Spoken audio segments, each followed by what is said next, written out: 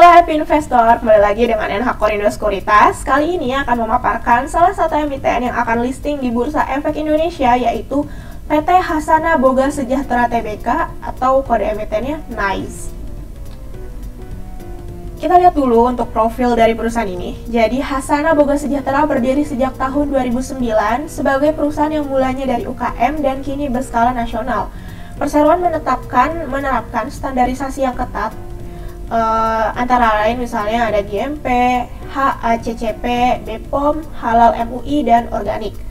Kemudian juga hal ini berhasil menjadikan Perseroan menjadi perusahaan rintisan pertama yang mendapatkan izin untuk kategori MPASI atau MPASI rumahan yang organik. Kemudian bahan dasar produk yang dihasilkan ini berasal dari tangan-tangan petani Indonesia seperti beras, sayuran, dan daging.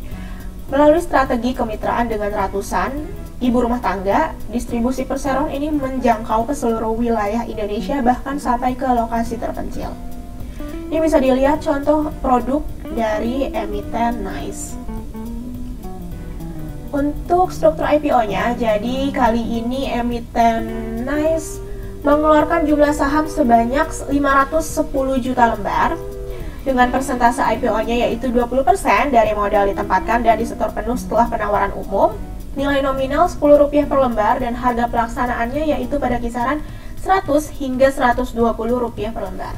Adapun nilai IPO yang akan didapatkan yaitu maksimal Rp61.200.000.000. Penjamin emisi kali ini yaitu PT Surya Fajar Sekuritas.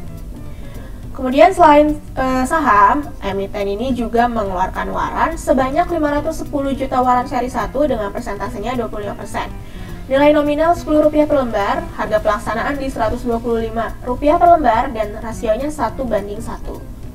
Nah, untuk jadwal IPO, masa penawaran awal ini di 2 hingga 11 Januari, tanggal efektifnya 24 Januari, masa penawaran umum 26 hingga 31 Januari, tanggal penjatahan di 31 Januari, tanggal distribusi saham 1 Februari, kemudian untuk pencatatan di Bursa Efek Indonesia-nya sendiri yaitu 2 Februari. Nah, ini dana hasil IPO yang akan digunakan oleh emiten NICE. Nah, ini sekitar 4 miliar.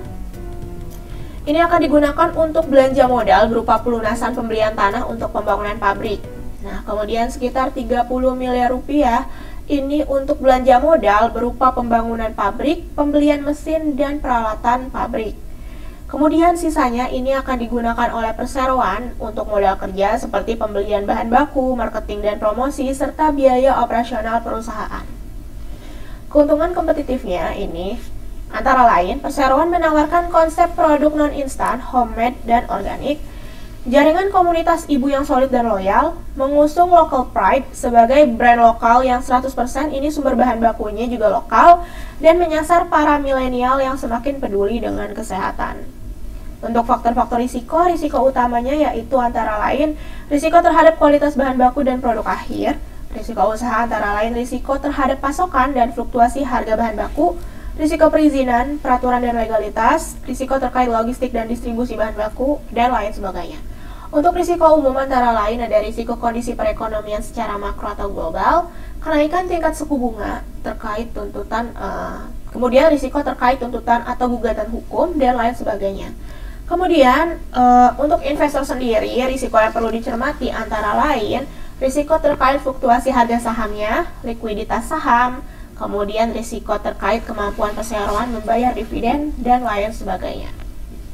Nah, kemudian untuk key financial highlights yang pertama ini ada neraca keuangan. Kalau kita lihat untuk rasionya per 31 Oktober 2022, current rasionya yaitu 2,29 kali, di mana debt to equity ratio dan debt to asset ratio masing-masing di 0,25 kali dan 0,20 kali. ICR yaitu 0,21 kali dan DSCR-nya yaitu 0,58 kali. Kemudian untuk laporan laba rugi, gross profit margin ini 48,32%, net profit marginnya 2,29%, return on assets ini 2,14%, return on equity-nya yaitu 2,67%, revenue-nya tumbuh 28,12%, serta laba kotornya juga tumbuh sebesar 68,53%. Oke, sekian mengenai paparan emiten kali ini. Terima kasih.